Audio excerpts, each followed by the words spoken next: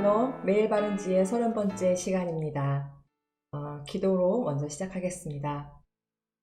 주님, 지난 30번의 시간을 통해서 잠언을 전체적으로 돌아보며 참된 지혜이신 주님을 보게 하여 주시니 감사합니다. 주님, 오늘도 주님께서 함께 하신 줄 믿습니다. 주님께서 친히 우리에게 임재하여 주시고 우리의 눈을 열어 주시어서 주님께서 또한 우리 각자의 마음 가운데 하시고자 하는 그 말씀들을 허락하여 주시옵소서. 이 모든 말씀 우리 주 예수 그리스도 이름으로 기도드렸습니다. 아멘. 매일 바른 지혜 마지막 시간인데요.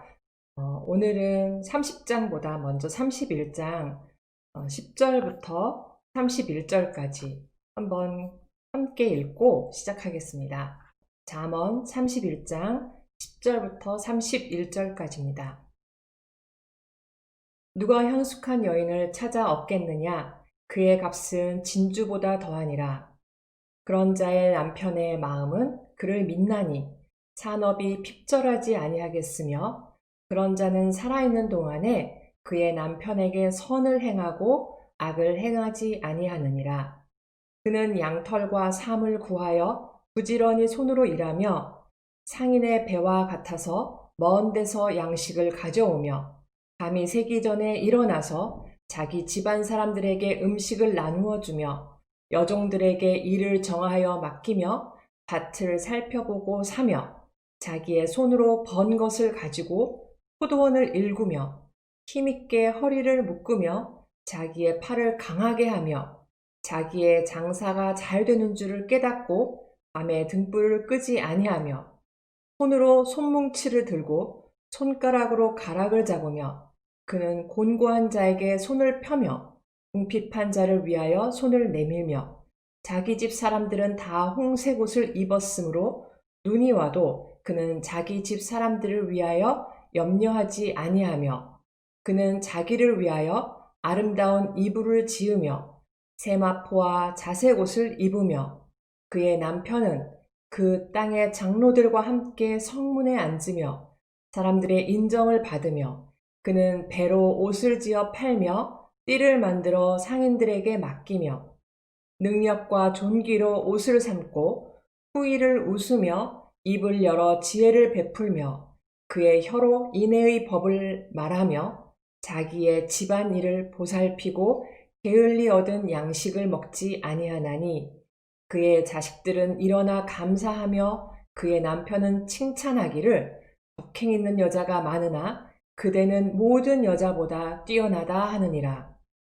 고운 것도 거짓되고 아름다운 것도 헛되나 오직 여호와를 경외하는 여자는 칭찬을 받을 것이라. 그 손의 열매가 그에게로 돌아갈 것이요 그 행한 일로 말미암아 성문에서 칭찬을 받으리라. 오늘은 매일 바른 지혜 마지막 시간으로 30장과 31장을 함께 다루면 좋겠지만 그것보다는 오늘 개인적으로 각자의 집에서 묵상하실 수 있도록 두 장의 전체적인 구조를 위주로 말씀을 드리도록 하겠습니다. 먼저 30장은 야게의 아들 아굴의 잠언이라고 시작합니다. 그리고 30장은 1절에서 14절 그리고 15절에서 33절 이렇게 두 부분으로 나누어 볼 수 있는데요. 첫 문단은 여러 가지 잠언을 단순하게 나열하고 있습니다. 15절에서 33절의 두 번째 문단 역시 단순하게 잠언들을 열거하고 있지만 여기서는 둘, 서너 이런 숫자 잠언이라는 조금 다른 방식을 취하고 있는 것을 볼 수 있습니다. 오늘은 이 30장보다는 아까도 읽었듯이 마지막 31장을 좀 더 자세히 알아보려고 합니다. 31장의 앞부분에 해당하는 1절에서 9절은 르무엘 왕의 말 모음이 나옵니다. 훈계의 내용으로는 두 개의 금지사항 그리고 하나의 명령으로 이루어져 있는데요. 이 부분은 원래 왕의 어머니가 한 교훈으로 말이 장황하게 보이지만 자식의 미래를 염려하는 부모의 애정이 묻어나옵니다. 그 이후 잠언의 가장 마지막 부분에 해당하는 오늘 읽은 10절에서 31절은 히브리 알파벳을 따라 22줄로 지어진 알파벳 C의 형태로 되어 있기 때문에 앞의 문단과는 독립된 문단으로 보는 게 맞을 듯 합니다. 영어에서 A에서 Z까지 라는 말은 전체나 완성을 의미할 때 사용됩니다. 그와 같이 이 알파벳 C 역시 어떤 완성을 나타내려고 한 것처럼 보입니다. 즉, 이 책을 마감, 완성한다는 신호로, 또 정리한다는 신호로 이런 형식을 사용한 것으로 보이기도 합니다. 그러면서 또 이 부분은 이 책의 완성만을 의미하는 것이 아니라 보다 근원적으로 그것은 아내가 지닌 자질과 덕성, 그리고 그녀가 이뤄낸 성취의 완전성을 상징하는 것 같습니다. 아까 함께 읽어보았듯이 여기서의 아내는 완벽한 능력을 지닌 여자인데 거의 초월적이며 초인적인 능력을 지닌 여성입니다. 그렇다면 이 시의 아내는 현실적인 여성이라기보다는 무언가 더 깊은 것을 상징하는 것이 아닌가 생각됩니다. 잠언은 1장부터 9장까지 지혜를 사람처럼 표현하고 있는데 지혜를 젊은이들에게 사랑을 구하는 아름다운 처녀로 묘사하고 있는 것을 볼 수 있습니다. 그리고 여기 31장 10절부터 31절 마지막에서는 지혜를 이제 가정을 이루어 남편에게 온갖 유익한 것을 제공하는 덕성 깊은 유부녀로 그리고 있는 것입니다. 결국 사람으로 표현된 지혜, 즉 지혜 숙녀는 책 전체 내용을 감싸고 있는 것이죠. 잠언 첫 시간 1장에서 담임 목사님이 말씀하신 것처럼 책 전체 구조 역시 샌드위치 구조를 보여주고 있는 것입니다. 샌드위치 구조, 즉 시작과 끝을 덮고 있는 전체 틀, 전체 프레임을 오늘 이 마지막 문단을 통해서 다시 보여주고 있는 것이죠. 1장부터 9장에서 계속되었던 지혜의 부름, 그 부름에 응답해서 그와 결혼하라. 그러면 당신에게 생명이 주어질 것이다. 라고 잠언은 잠언 전체를 통해 말하고 있습니다. 이것은 지혜의 중요성을 책의 전체 구조를 통해서까지 강하게 던지고 있는 것이죠. 또 이 31장 10절에서 31절은 전체로서 하나의 수수께끼를 보여주는 것처럼도 보입니다. 누가 현숙한 여인을 찾아 얻겠느냐? 라는 질문은 여기 나오는 유능한 아내가 누구인지 알아맞힐 수 있니? 라는 수수께끼 질문처럼 시작하고 있습니다. 이 시를 다 읽은 사람은 이 시에 나오는 유능한 아내가 누구인지 알아맞혀야 합니다.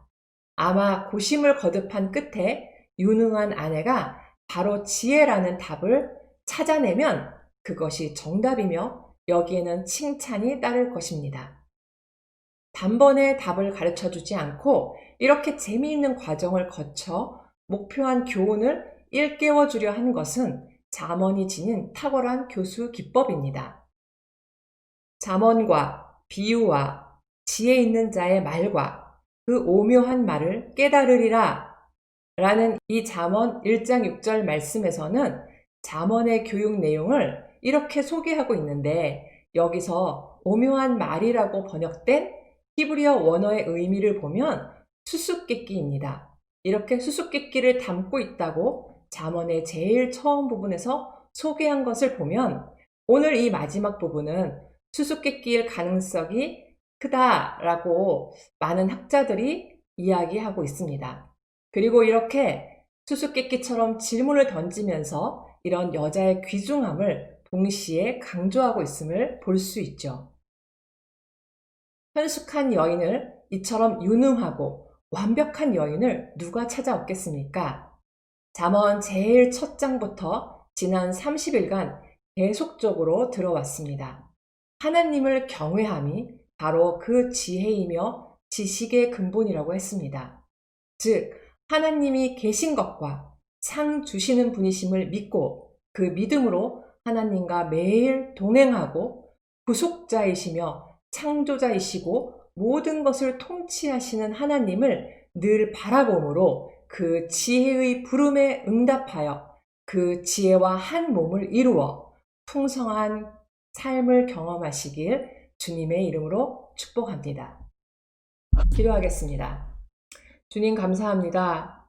어리석고 미련한 저희들을 그래도 부르시고 끊임없이 나와 함께 하자라고 말씀하시는 그 주님의 목소리에 저희들이 다시 한번 일어설 수 있게 하여 주시고 매 순간 저희들의 연약함을 보고 또한 저희들의 강함을 보고 교만하여짐으로 주님을 떠났던 저희들을 또한 매 순간순간 주님의 그 지혜로 인도하심에 감사드립니다. 주님, 지금도 저희들 정말 그 현숙한 아내, 그 강력한 아내로 다가오신 그 주님을 나의 신부로, 또한 나의 동행자로 또한 함께하길 간절히 원합니다. 그리고 그 가운데 생명의 삶, 풍성한 삶을 누리길 간절히 원하오니 주여 저희들과 함께 동행하여 주시옵소서.